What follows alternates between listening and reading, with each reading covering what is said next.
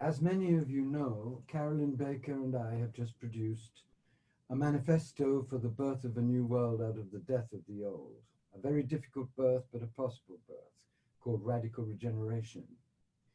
And we wrote it and rewrote it and condensed it and crystallized it during the first 4 months of the coronavirus pandemic because we recognized that the pandemic is a global Kali event, a sign that the Divine Mother is getting really serious about our absolutely necessary transformation. We recognize that we must listen to all of the messages that this coronavirus is giving us. Otherwise, we will have absolutely no hope of dealing with the multiple crises that are simultaneously arising: climate change, economic collapse, the growth of horrible apathy and paralysis in the world, the dying of the animals. All of this is now happening at once. One of my oldest and best and most beloved friends is Chris Beyrer, and Chris is a leading expert on epidemiology. He has an extraordinary life, extraordinary resume. He's a professor at Johns Hopkins, and he was a real pioneer during the HIV epidemic, and he's one of the advisors to the various aspects that the Biden campaign are bringing up now to deal with the pandemic. So you could have no better guide to what is really happening, really at stake than Chris. And in fact, during this pandemic, we have constantly been in touch, and I've been asking him what's really going on. Now we are approaching the really terrible stage, the second wave. And as all of you may know, if you've done any kind of study about pandemics, it was the second wave of the 1917 flu epidemic that was particularly devastating. And we're approaching it in a boiling sea of disinformation, which is driving half of this country to behave like narcissistic idiots, putting other people at risk when so much is at stake. So, dear Chris, welcome. Let's plunge in. And let me ask you first, what is the consensus of opinion as to why the coronavirus happened? What caused it? Yeah. Well, unfortunately, there are some similarities to HIV because this is another zoonotic virus. This is a virus from wild animals, in this case, almost certainly from bats. And, you know, bats are forest animals. They're animals in caves. They harbor an extraordinary array of viruses that they tolerate. But that can be very harmful for other species. So Ebola is a bat virus. This coronavirus, and we had the genetic sequence in January, so we knew pretty much that it clustered with the first SARS and with the several other coronaviruses. But at the heart of how this got from being a Southeast Asian rainforest virus in animals to a global pandemic, and one which, of course, has now killed over 250,000 people in this country, is habitat destruction and wildlife trafficking. Right. That's how this happened. So it's a direct consequence Oh, of our direct, savage disregard of nature. It's direct. the karmic blowback from our horrible devastation of our natural world. And, you know, these animals, the most trafficked animal in the world, the most trafficked mammal is a lovely little scaly creature called the pangolin. Right. And, you know, what happens in this dynamic, and I've been in some of these wildlife markets. I was in the largest one in Burma some years ago. Horrifying. You know, parts of tigers, clouded leopards, rhino horns from the Indian parks, pangolins who are trafficked into China mostly for their scales, which are used in traditional medicines, and also bats. And all of these animals, which would normally not encounter each other and which live in very, very different habitats, are ending up, either parts of them or living animals or dead animals, all together in these wet markets, also with domestic animals, with pigs and chickens and you know, factory farmed other kinds of animals. And the same people who are handling these animals and butchering them, mostly for the medicine market and for these wildlife exotic food restaurants, which of course was prominent in Wuhan. These people have blood exposure, you know, they cut themselves while they're butchering these animals in abattoirs. And, you know, the first SARS, the first 50 people to get that were all workers in the same abattoir. This has to stop. China is a signatory to CITES, to the International Conventions Against Trafficking of Animals. They say that they have stopped trafficking in pangolins, but environmentalists, I just spoke to an environmentalist in the UK about this 2 days ago, and she said there's no way that they have that large a stockpile. The trafficking is almost certainly ongoing. And WHO allowed China to reopen that wet market. So the source of this is still ongoing. There are 1,400 bat species in the world. We need to leave them in the wilderness. They're very important animals for essentially the web of life. They're critical pollinators. They eat, and the insect-eating ones eat an enormous number of insects. They play critical roles in ecosystems. But they should not be trafficked into cities of 12 million people and allowed to mix with other animals. So that is very, very much a part of it. Then the next reality is, of course, that because this appears to be a new human pathogen, a new disease, and it has made this species jump, probably from more than one bat species. The current thinking is actually that bats normally hibernate in caves or in trees, wherever they are, as single species. They don't tend to mix as species. But there's so much habitat destruction in Southeast Asia and in China that they're being forced to share what remaining spaces there are. And so probably the first leap was from one bat species which tolerates this to one that probably doesn't. And then from there, perhaps to an intermediate animal. We thought with the first SARS that it was a civet, a little forest cat that might be the intermediate host. But either way, now it has entered the human community, and in most of the world, nobody has seen these viruses. So we're all susceptible. And it moves with incredible speed. It's a highly infectious pathogen. And as it turns out, because so many people, about 40% of people are completely asymptomatic with this virus, it's very, very hard to contain, right? And people have to be extraordinarily vigilant.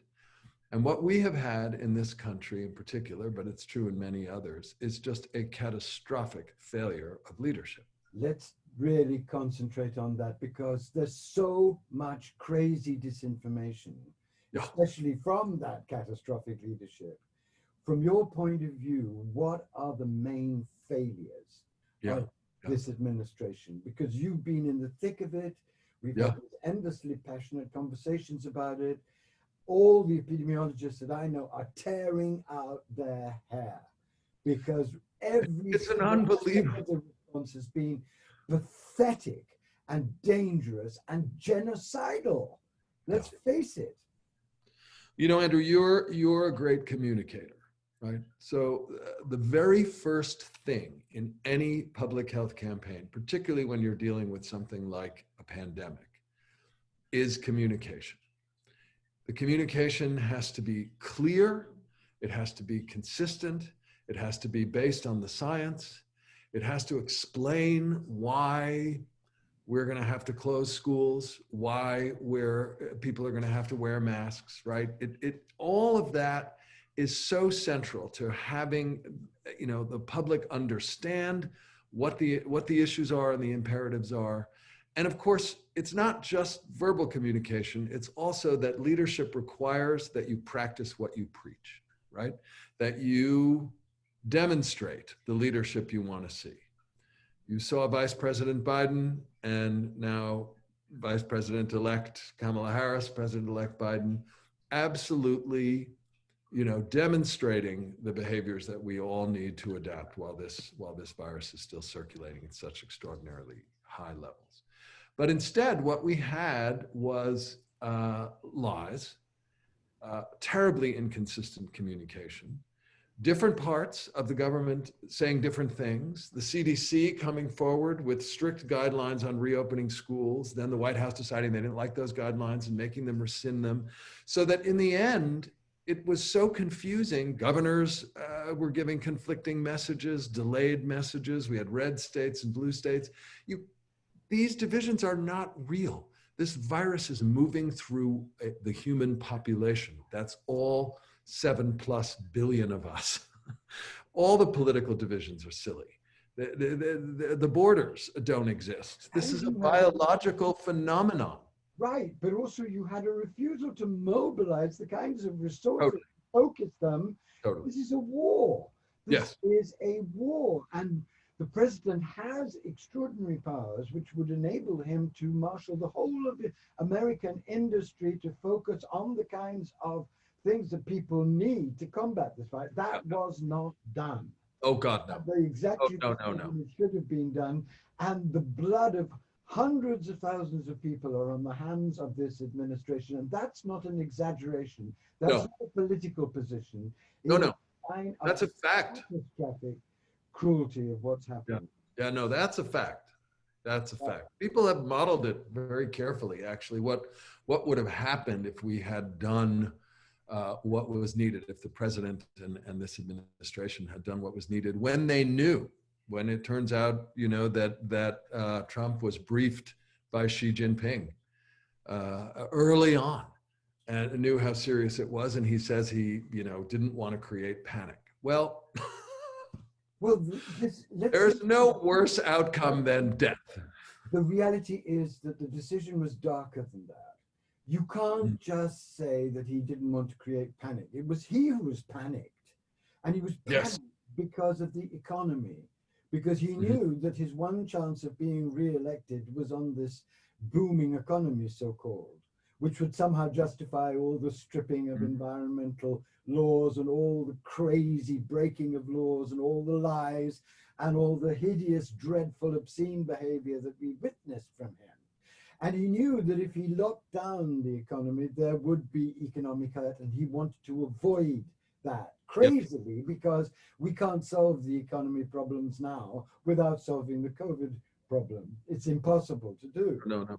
And the other terrible fact is that COVID has attacked, by and large, more acutely African-American populations and populations of color and the poor. And there is a horrible unconcern for the life of African Americans and the poor in this administration. So there is a deliberate genocidal tinge to this homicidal negligence. And you cannot ignore the real dark motives for this. It isn't just that they were caught unawares and he panicked and all of that. There's a deadly cruelty in this. And then you add to that the idiocy, the obscene idiocy of touting herd immunity as a solution to this and following this Scott Atlas person who has absolutely no credentials for being in charge of a massive response to this epidemic. Can you talk to us about why herd immunity as a policy is so ridiculous?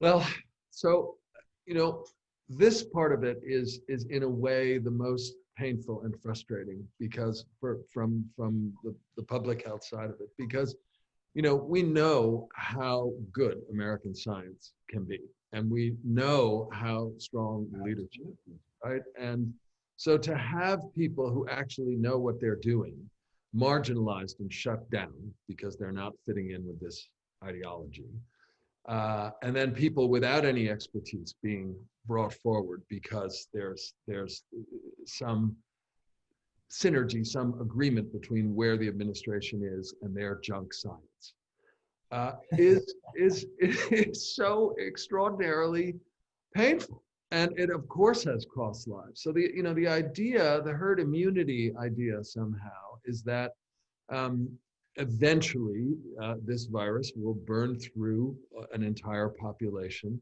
Some people will die. Those who survive are immune, and we can go about our business. And because COVID-19 as a disease mostly affects older people, people with pre-existing conditions, has a much lower attack rates in younger people. There is some concept that we could get through it in this way. That, of course, first of all, remember that who are more precious than our elders? I mean, the idea somehow that some people are expendable is a fascist idea. It's fundamentally fascist. It's inhuman, actually. It's disgusting. And of course, it's not just African Americans, it's also Latino Americans, and it's also Native Americans. Right. And there are very specific reasons for that. The fact of the matter is that these people, mostly the working poor in this country, have not been able to telecommute, right? 1 in 6 Latinos has a job for which they can telecommute and work at home. 1 in 5 African Americans. The great majority of them are keeping this country fed and cleaned and taking care of all those essential services. And so they have much higher exposures. They also live in multi-generational crowded housing. So, this for example, the Navajo Nation right now, which is just absolutely being ravaged, they also talk about the beauty of their culture and their resilience, that they don't put their elders in nursing homes, that they live with their elders and cherish them. And that, of course, has meant that they've had a very high death rates. If the Navajo Nation were a state, it would have the highest death rate of any state in the country. So they have really been ravaged, but they also have been, I think, very extraordinary and on their own, because once again, it's so incredible. Here we are at the end of November. We do not have a federal response to COVID. We do not have a functioning federal plan, right? And right now, the only thing that is going well, honestly, is the research effort. The research effort and there is really cause for extraordinary optimism with these vaccines. The vaccines. Before we go into that, yeah. I want you to teach us about that, but let's step back now and look at the other great disaster that we're facing in this crisis, which is the virus of disinformation. Yes. Last week, one of my most sensitive and intelligent friends, I thought, rang me and said, look, you've got to stop talking about the coronavirus. It's not happening. It's a complete hoax. Oh. Do you know anybody who's died of it? I don't. It's all being cooked up, and she named George Soros and Bill Gates, and it's all about world domination because they're going to slip a DNA tracing something or other into the vaccine, and you have got to be one of the people who get out there and say, stop believing in this, all this mask wearing is ridiculous, all this social distancing is another way of controlling us. And I said, are you bloody kidding me? And she went on producing a whole sea of completely fake facts. And I then really plunged into the internet and discovered what I already knew up to a point, which is that this rubbish is everywhere and millions and millions and millions of people believe it. And this too has to be laid at the feet of this administration because it has deliberately fostered this false information, knowing it's false, but knowing that it gives the administration an out. Because if people believe that the pandemic isn't real, then they won't see just how catastrophic this administration has been in dealing with it. Now, this is evil. It is evil. You cannot describe it in any other way. This is fascist, this is evil, and this is terribly dangerous for the American people, for the world, for the possibility of the future, because it isn't just in coronavirus Yeah. Disinformation is spreading, as you know. It's spreading obviously in the way in which Trump is dealing with the elections. It's spreading in the mad rubbish that people talk about climate change being a climate hoax, which means that as we approach the most terrifying evolutionary set of ordeals in our whole evolution, half of the populace is drunk on moonshine. Yeah. Yeah. It's terrifying, isn't it? It is For absolutely. someone who loves science as much as has dedicated your whole life to clarity and precision, can you reassure everybody listening that all of that is rubbish and dangerous rubbish? It absolutely is. And let me just say, you know, this is also where you see there's a lot of differences between Putin and Xi Jinping and Donald Trump.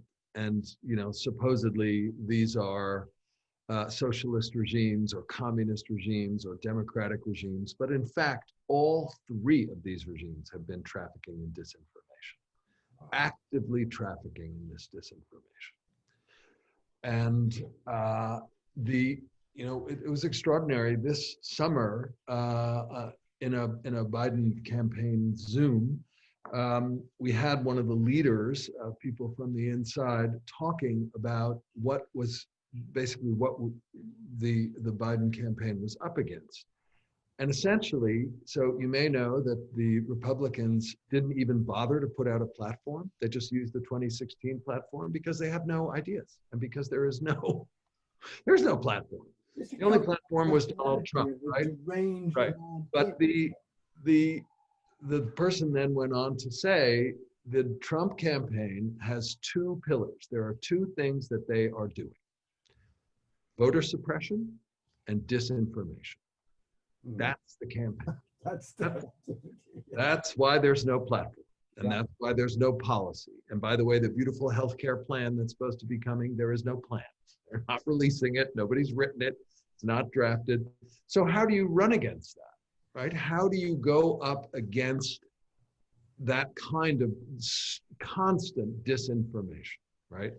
The barrage of lies that have just become so normative that the fact that you know the president is lying again. But of course, what happens with disinformation when you think about it, because for a proper response to coronavirus, we need to come together as a country, as and a you world. and you need disinformation is the enemy of that unity. Yeah. So what are the motives behind this disinformation, do you think, from your point of view? Why are they doing it? What on earth is in it for them? Well, you know, I think you'd have to say that in the case of Donald Trump, it won him the presidency. So, right, yes, you know, before, that's right. there's a lot of power in this. I mean, remember that one of his early campaign moves was the embrace of birtherism. Right. Obama is not an American. He was born in Kenya. He's a Muslim.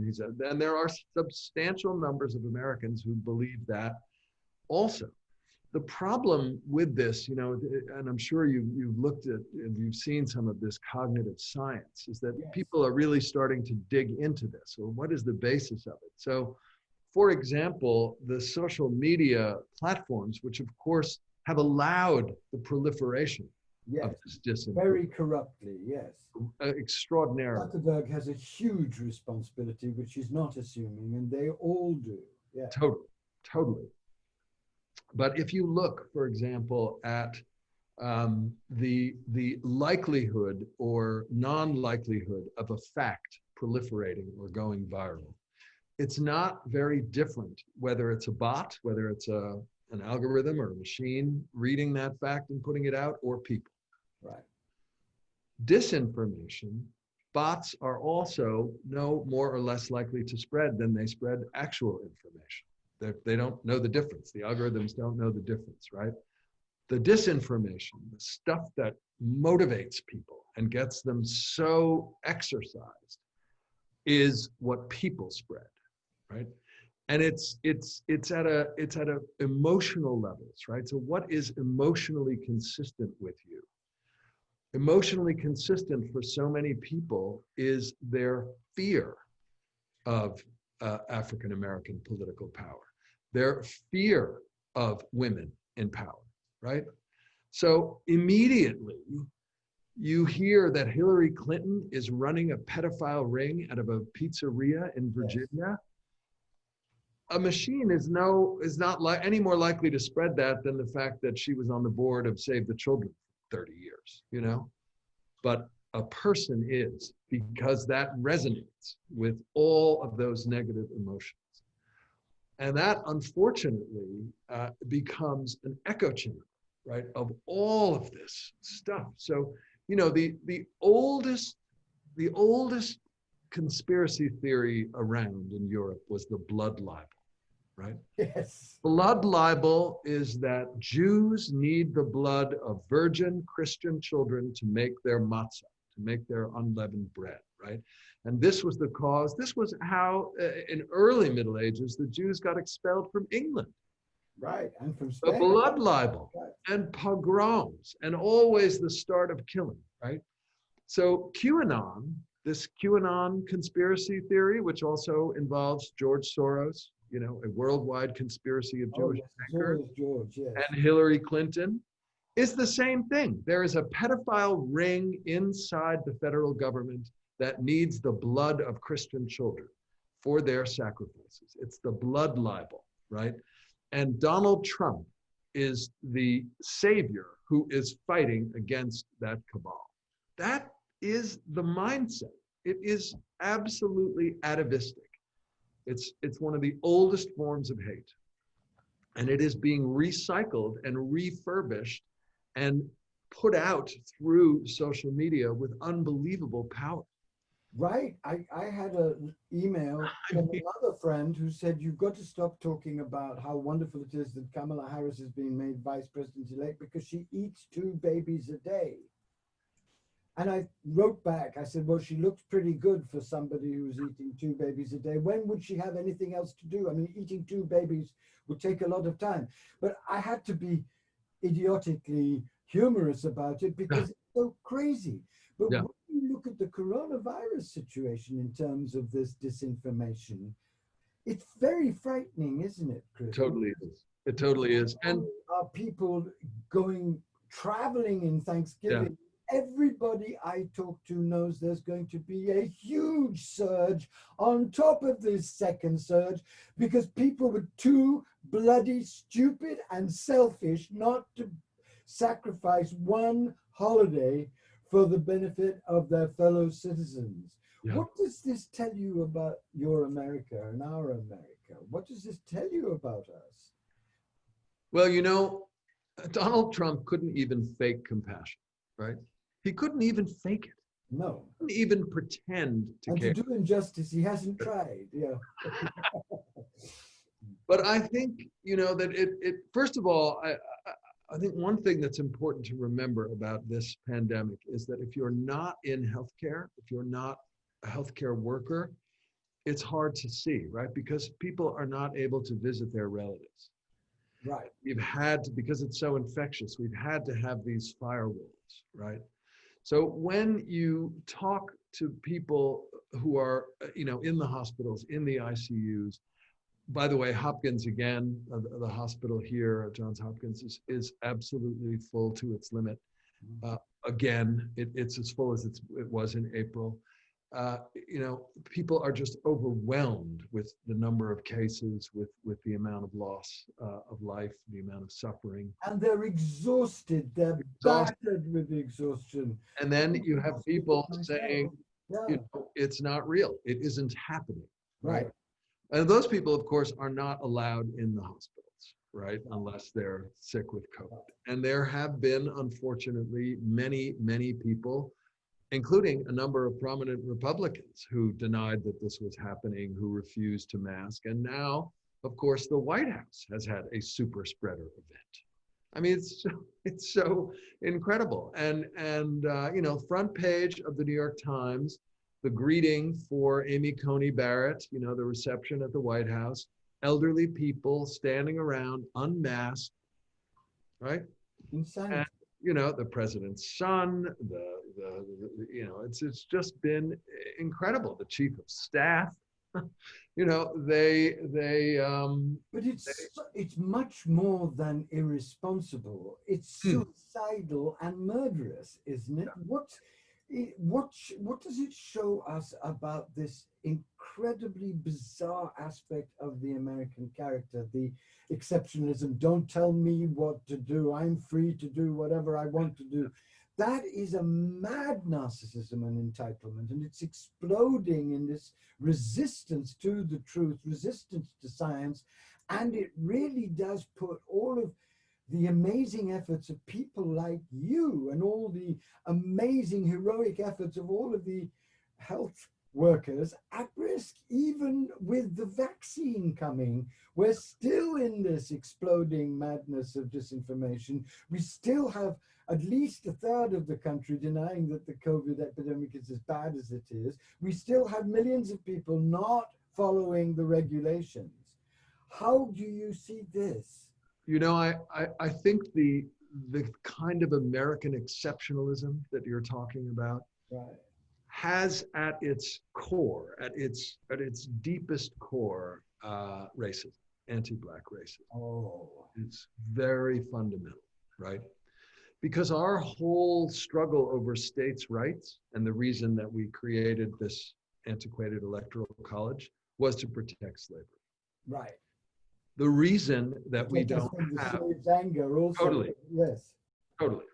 And the reason we have had 50 different states plans, and we have states where governors are behaving ridiculously, is also so fundamentally, right, about the inherent of racism that's at the heart of our society.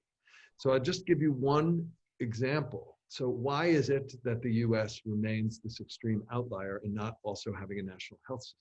Right? Why don't we have a national health program? This is incomprehensible. Incomprehensible. But the answer at its core is because we believe the poor, by which I mean Black people, are undeserving, right?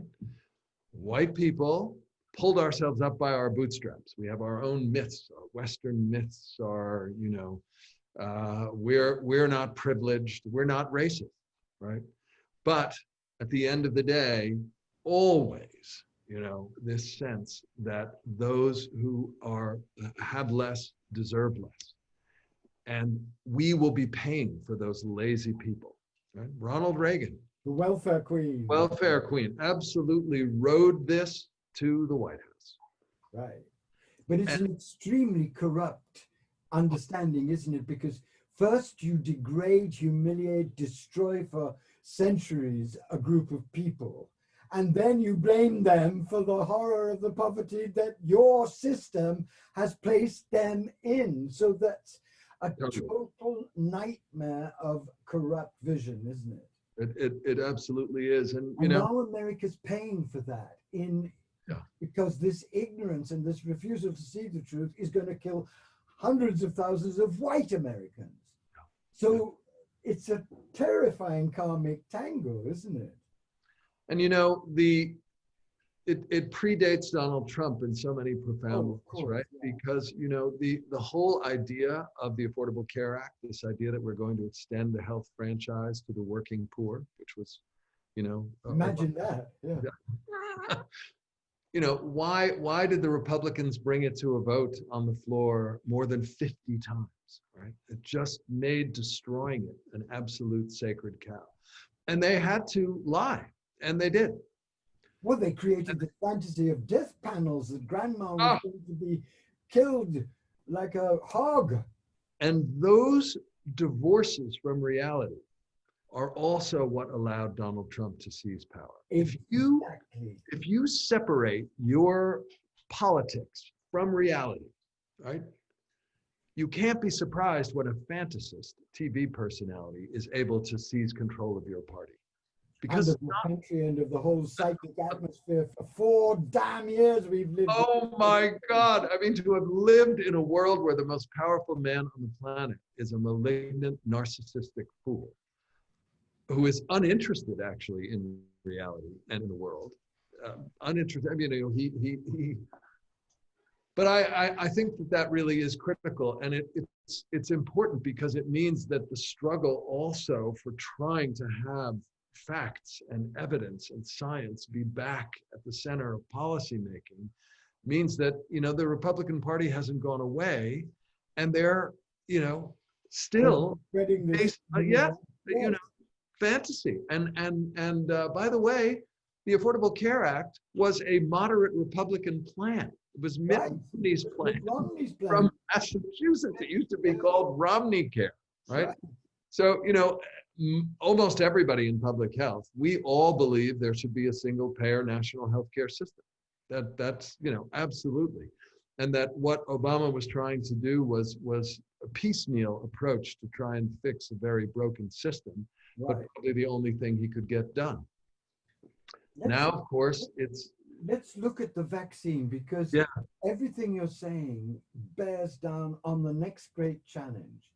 On the one hand, we have this truly spectacular scientific triumph. And I'd love it if you talked a little bit about that, because it really is absolutely amazing what's happened. The global coming together and these discoveries of vaccines, which are very highly probable to be effective. On the other hand, you have a whole world of people who believe that vaccines themselves are crazy and make you autistic or give you horrible diseases. And you have the whole denial of the coronavirus pandemic at the very moment when it's about to kill another 250,000 people before February. So talk about the scientific triumph, but talk about the challenge, this immense challenge that faces all of us now as we go into this terrible second surge, because it's going to be, as you well know, it's going to be a catastrophic nightmare for the healthcare professionals, for the hospitals, for hundreds of thousands of families. What the hell is going to unfold now, do you believe? Well, we're going to have, so first of all, let me just say in terms of the vaccines. So you know, the effort really has been global. The exchange of science has been just extraordinary. The technologies, two of them, are really relatively new, and the one that has come forward first, which is this messenger RNA based approach, has never led to a licensed vaccine before. So that has been really extraordinary. The best thing about coronavirus from the perspective of the immune system is that the corona, which is really basically a crown of spikes, that's what the name of the virus is from, right? Is that spike, it's called the coronavirus spike protein, absolutely is essential for the virus to attach to human cells. So we have a target. And all of these vaccines are based on that spike protein. And, you know, there's nothing better when you're trying to design a vaccine or an antibiotic or an antiviral than to have a known target, right? And this comes out of HIV. The work that went into developing antivirals, which was called rational drug design. And which required an incredible array of new technologies. You know, we had essentially no antivirals, and it took, as you well know, I mean, the AIDS epidemic began in '81, and we didn't have really effective antivirals until 1996. So that was a long haul, 15. A long and dreadful wait. Long and dreadful. But here we are, we have this spike protein. The Chinese, to their credit, published the genetic sequence of coronavirus online in January as soon as they had it. Our new technology, you know, you can sequence a virus, and it took them 6 days. Just unbelievable. And then everybody started working on that. And actually, it's a Turkish married couple of basic scientists who are immigrants to Germany, who really have developed this messenger RNA technology. And then they partnered with the giant Pfizer. And Pfizer, of course, launched these trials, 44,000 volunteers. And it has been amazing how many people have volunteered.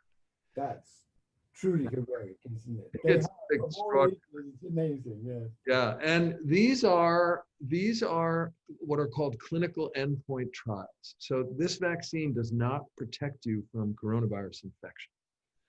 None of them do. Because it's a highly infectious respiratory virus. We never thought that that was going to be possible.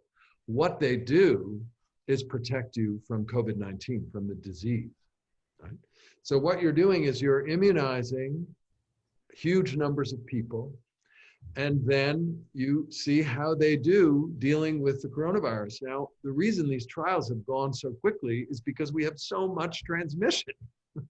So we got to these clinical endpoints quickly, and it turns out that both the Moderna and the Pfizer vaccines are, more than 90% of the cases were That's in astounding, isn't it? people. It's incredible who got placebo and not the vaccine. And among the serious cases, there's not a single serious case of coronavirus among the people who are immunized. Wow. So, it looks like we will be entering the vaccine access era within the next few weeks. There's no question about that. But it will be a period of vaccine scarcity because we're not going to have that many doses. And we have to ramp up manufacture and we have to ramp up distribution. But even with that ramped up manufacture and distribution, if we have this divided nation, this boiling sea of disinformation, there's a very terrible chance that even such a scientific triumph won't be able to beat back the black flood of the coronavirus. Because if people are not going to take it, if they're not going to do the masking, if they're not going to do the social distancing, they're going to continue to cling to this entitled lunacy, then we're dealing with a situation which is beyond human help. We've got to stop it getting to that. And how can we do that? What do you think are the ways, from your point of view, that we can do that? Well, so first of all, I think we need a national plan. Right. Biden has, I think, a very good one, got a very good plan. He's put together an extraordinary team. And of course, because the Republicans were refusing to certify the election and because Trump refused to concede, the Biden team has been denied data on COVID. That finally just changed last week with the certification of the election by the GSA, the General Services Administration. So now finally they're getting access to the data. And of course, they're getting access to the money to start the transition. But they've been doing it anyway. Right. And they've really you're got. confident from your experience of this team, because you know these people and you've been. Do you feel they are the best possible lot that could be got together at this moment? And what they're coming up with is lucid and practical and based in real cutting edge science. Absolutely. Absolutely. And it's a deep bench. It's a deep bench of expertise and people. The Obama administration was really remarkable for how young it was. So many of the people who were appointed were younger. They're only 4 years older. So there's a lot of people to draw on. And I think I think you've seen already that Biden and Harris and all the people around them have been extremely careful to follow the protocols. Right. Joe Biden is an old-fashioned, backslapping, handshaking, kissing babies kind of politician. And he's a man of the people. And having to do this all virtually and not being able to campaign and going against a sitting president who has the White House as a bully pulpit, that is not easy to do. Particularly when you are following the public health guidance and your opponents are not. Right? They're in great big rallies and they're drumming up the base and they're spreading coronavirus. So you can see right away the level of responsibility and the level of compassion. And I just have to say, that I think one enormous difference is that Joe Biden is a man who has suffered terrible tragedies in his life and is compassionate about other people and understands suffering. And we totally need that. We And he need, seems to be compassionate about the deniers, about his opponents. His huge heart will give him a quality of great effectiveness as a communicator. We have to hope that he'll be able to communicate yes, so that people will be encouraged to take the vaccine and will be encouraged to do what's necessary. You feel that he has that? I do. I do. I also am somewhat optimistic. There's a core of anti-vax people who are not going to, whose minds are not going to be changed. I think it's fair to say. You know, in social science, there's something called the rule of thirds that people really see again and again. So basically, a third of people, if given the facts and given the information, will do the right thing. Smoking causes cancer. I'm going to stop smoking, right? About a third really need an intervention.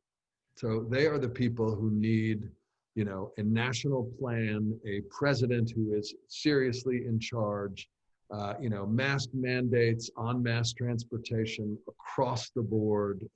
You know, that third will be reachable. And about a third are not going to be reached despite your best efforts. So that's kind of the rule of thirds. And where the communications and the politics and that matter so much is that third who are uncertain and right, and can really be moved. Now, we're very worried, for example, that in the trials, the enrollment of Latino Americans went really quite well. There were a number of tribal sovereignty issues with the nations, with the indigenous Native American nations. That took a while to resolve, but in the later trials, there's also likely to be very wide participation of Native Americans. That's very important. But the group that has the most hesitancy is Black Americans, and there's a good reason for that. We are in a national, you know, conversation about racial injustice. Well, also the Black African Americans were used as experiments. The Totally. airmen. I mean, it is mind blowing. Totally. So they have every reason to be mistrusted. Right. And what that means is, unfortunately, that there may be lower uptake. The epidemic may continue. We're doing everything we can to really work on that issue, bringing in, for example, African-American physicians, African-American faith leaders. It turns out that one of the people who really helped develop the Moderna vaccine is a young African-American woman, genius immunologist at the NIH who works in the Vaccine Research Center, played a very instrumental role.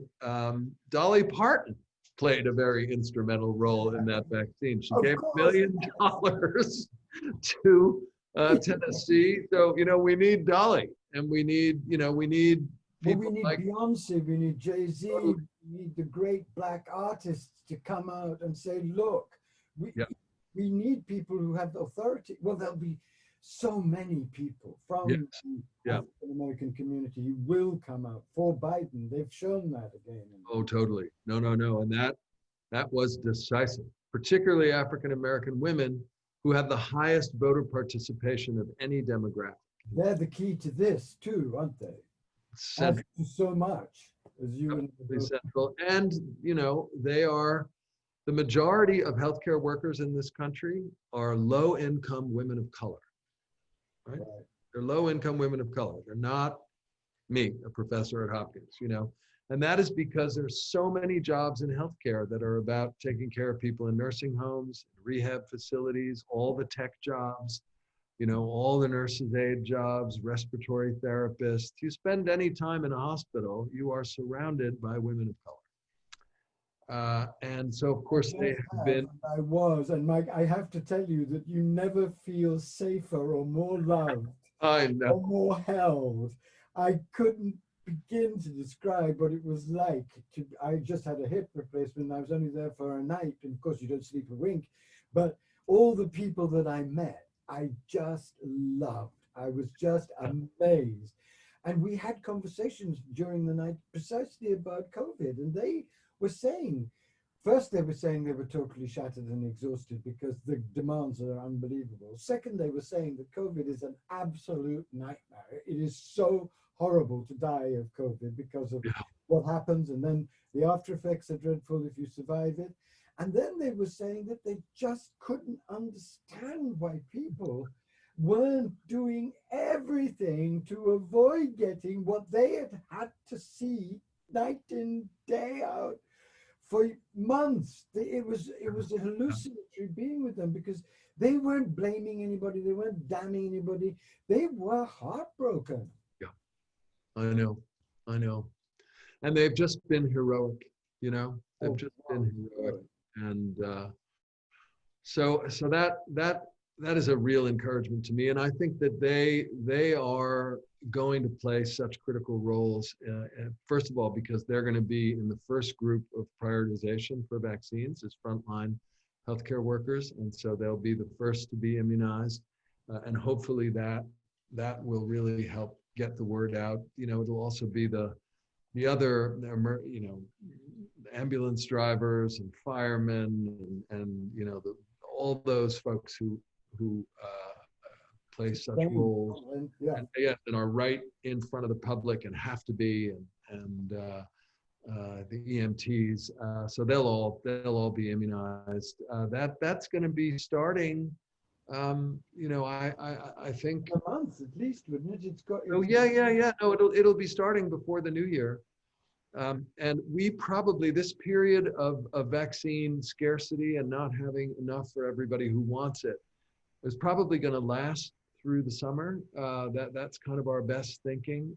It also depends on what happens with the other trials. We need multiple vaccines. We don't need just one because they all have to be scaled up and manufactured. And the Oxford AstraZeneca vaccine is going to be cheap. It's the cheapest, and it is. I know. Of course, you as your fellow All. That's a really interesting vaccine. It's inserting the COVID spike genetics into a harmless virus that causes the common cold in chimpanzees. Wow. And it doesn't cause illness in humans. We've covered a waterfront and it's been so fantastic, but I'd love to end this wonderful conversation with you by really turning to your faith, your Buddhist faith that has been so sustaining to you through personal tragedies, through the work that you did, which was so intense and so demanding through the HIV epidemic, and now sustains you through this madness. And I know because of our conversations how your discovery of an aspect of Tara and a mantra of Tara has made a huge difference for you. And I would love it and be so honored if you could offer us what you've discovered so that people who are seeing this can realize that there is a way that we can align with the divine to really protect ourselves as deeply as is possible right now. Well, so you know, this is really. Call from anonymous. Call from anonymous.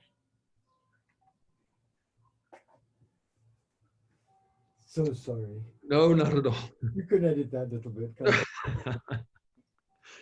So this aspect of Tara, she's the 20th of the 21 Taras. Her name is Parnashavari.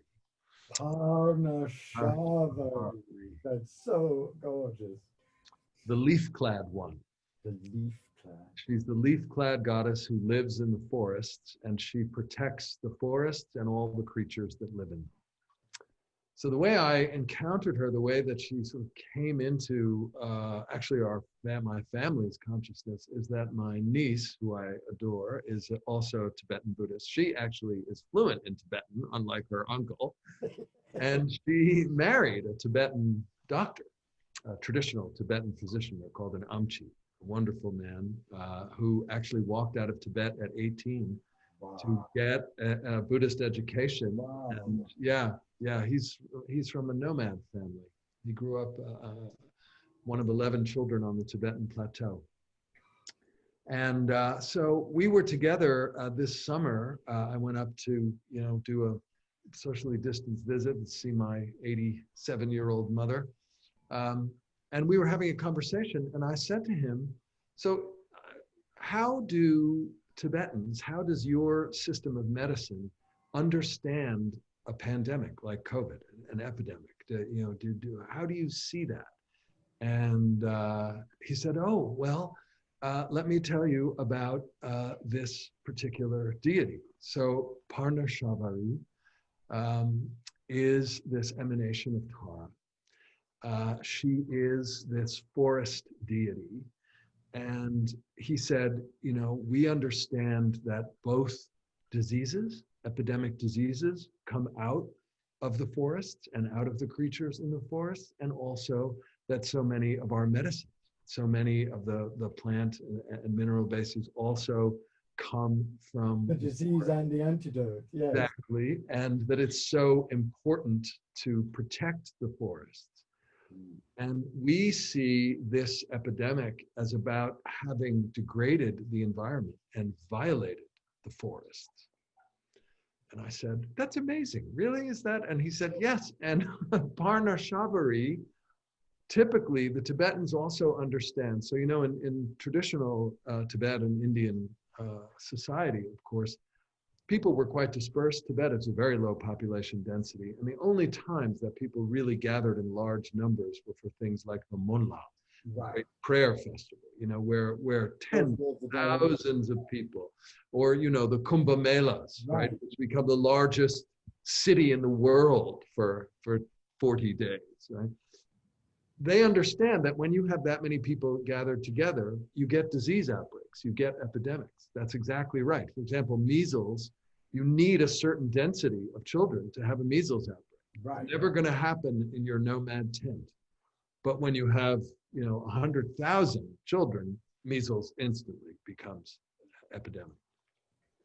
So they invoke her and do her puja and use her mantra as the first thing to do if there's going to be a Kala Chakra or some other large gathering of people, to protect everyone there and to have everybody be mindful of, covering your hands when you cough. And so you realize, I realized talking to him that there is this traditional wisdom that is so convergent with our modern science. And it's so amazing that she turns out, as I started to dig into the teachings and the history of her, that she actually is an indigenous forest goddess of North India. She's one of the many North Indian Hindu, basically, deities who was adopted. Crossed over into Tantric Buddhism. Crossed over into Tantric Buddhism. And she, in the Hindu version, in this very old, beautiful old stone images of her, she also has the three heads, like a Brahmanic deity, but she is dancing on the corpse of smallpox. Wow. So she was associated with smallpox, which of course was such a scourge of India. And when you and I were there when we were young, you still saw people with smallpox scars all over their faces, and people blind and deaf from smallpox. One of the only human diseases that has been eradicated by a vaccine. Right? Smallpox is gone because of the effectiveness of the smallpox campaign in the 70s, done at the height of the Cold War, actually, at a time of terrible division. So I started digging into this deity, and then, as you know, last year I lost my beloved husband to influenza. And pneumonia, hospital-acquired pneumonia. He was a nurse, a practitioner, and a healthy man of 53, and died very quickly of influenza and pneumonia. And initially, friends of mine were organizing Buddhist prayers for Mike. And then at a certain point, the person who was helping organize it is my great friend Michelle Bohanna, who used to be ran the campaign for Tibet, for His Holiness, for many, many years. Michelle, yeah. Oh, amazing. I had to call her and say, we're not having those prayers for long life. That's not how this is going. Now we need those prayers to be turned for the transition. So that happened, and I was very touched to find out later that the Rinpoche who led the prayers was from Ladakh, because of course you and I had such a deep Ladakh. Absolutely amazing. Just amazing. And then that man actually last summer was coming to the United States before COVID, in the summer of 2019, and offered to me to have an audience with him. I wanted to thank him, make a donation. And so I called my nephew-in-law and said, how would you like to meet His Holiness Chetsang Rinpoche? And he was down here in a flash. And we, and we spent an absolutely gorgeous afternoon in the Blue Ridge Mountains at the home of some Tibetan friends with him. And when I wanted to hear the Parnashabari mantra from a master, of course. So I went online, kind of looking around, and it turns out that he's a living master of the tradition, and it's the monk who did the prayers for my husband. I know. Wow.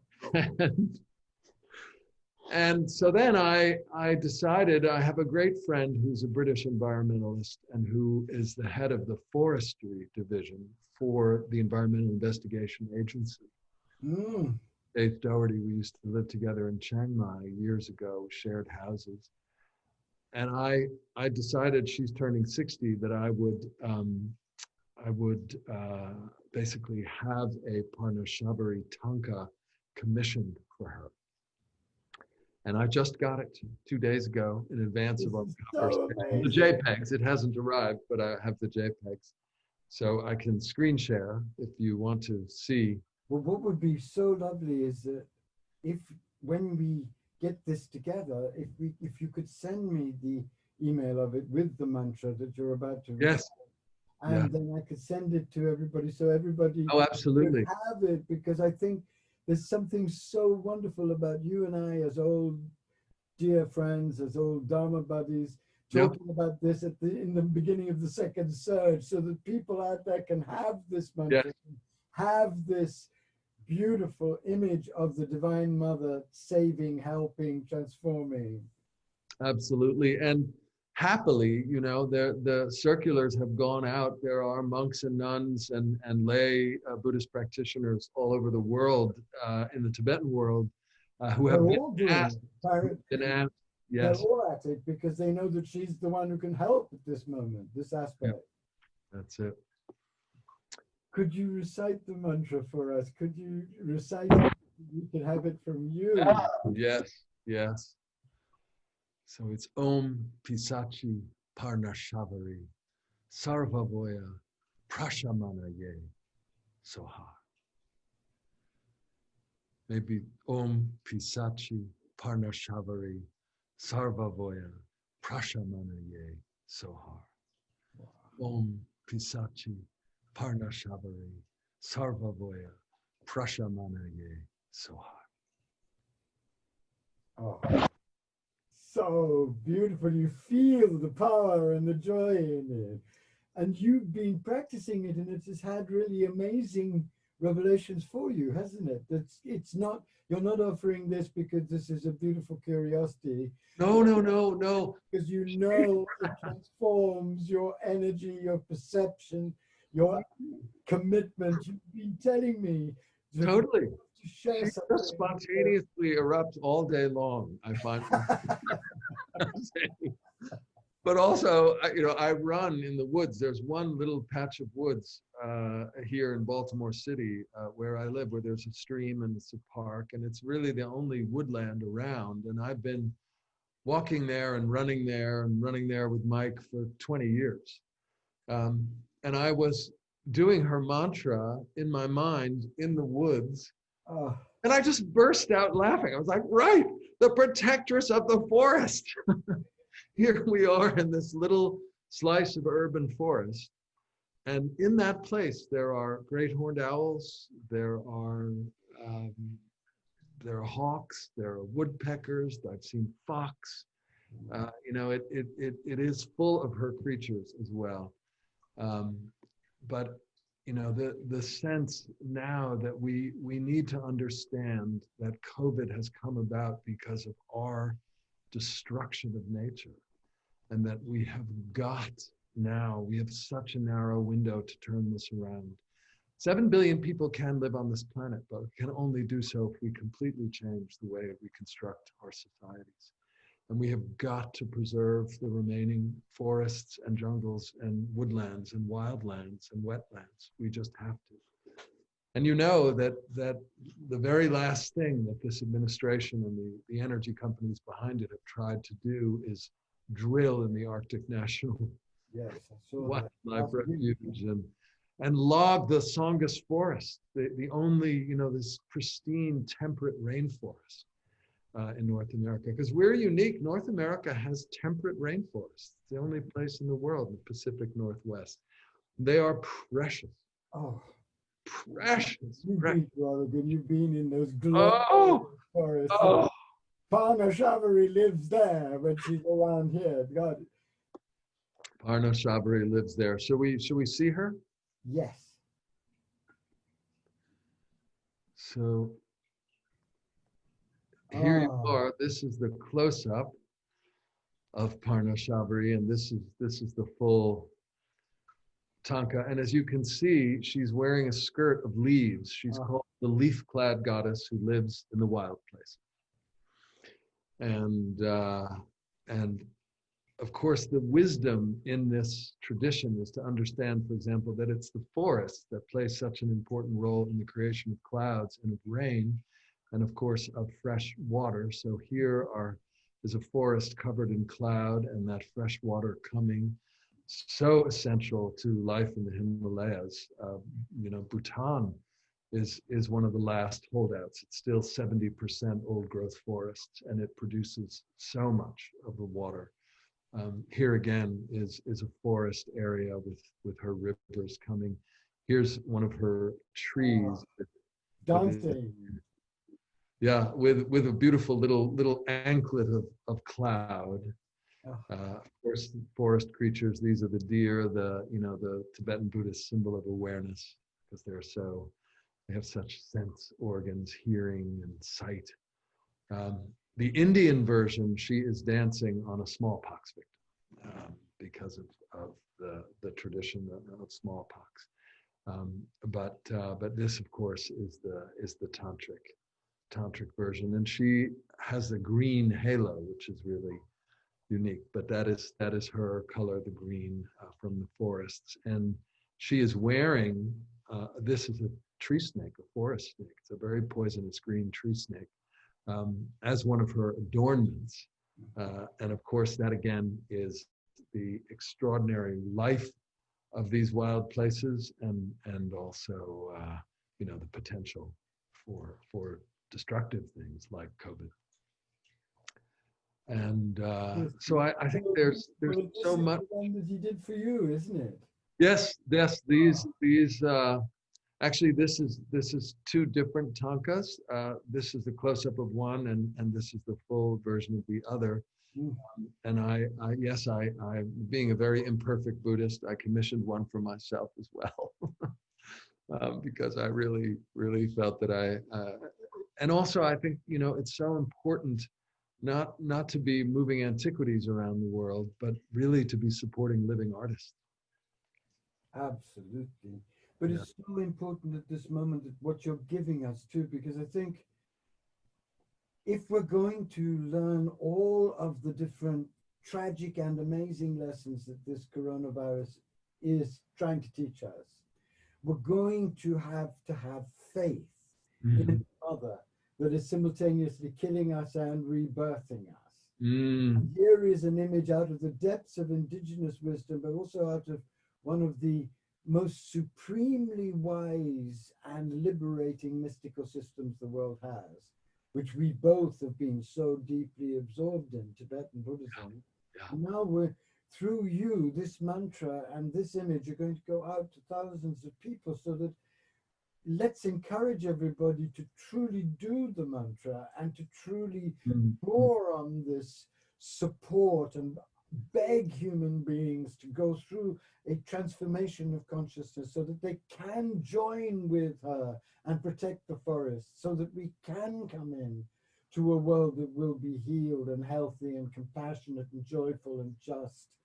It's such a terrible time in one way, but the very horror itself, if we can listen to it and align with its laws, can break us into the next level of our potential human evolution. And it's going to be through this devotion that you're showing and through this deep turning to the mother that this is going to happen. This is something that we've both done in different ways for many, many decades now.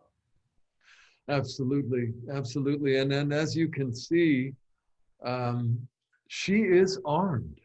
Right. She has these. They're meant to be mystical representations, but they are about power, right? Right. So this is the Vajra, Right. the arrow. This is the bow, right? The bow and arrow. Of course, that Vajra knife is the knife of discernment, right? The discernment and that diamond clarity that is, it's really at the heart of both tantric Buddhism and the Vajrayana. Absolutely. Well, it's the key mystical virtue, because great mystics are always realists. Yeah. They're in love with what really is, and to know that and to see that requires that kind of discernment. Yeah. May we pray for all of those powers to be granted us. And I pray that all the amazing work that you are doing and all the love and the energy and the clarity that you're pouring out in your absolutely central and extraordinary work, I pray that that gets sustained by the powers of the Mother, so that you can continue to give us this extraordinary masterclass in precision that you always do, and that you can continue your work amongst the great ones who are really coming together now to help humanity birth a new humanity through this extreme crisis that we're living. Bless you, Chris. Thank you. Bless you, darling. Bless you. Bless you. Oh. All love. Huh? All love to you, my All darling. love. All love.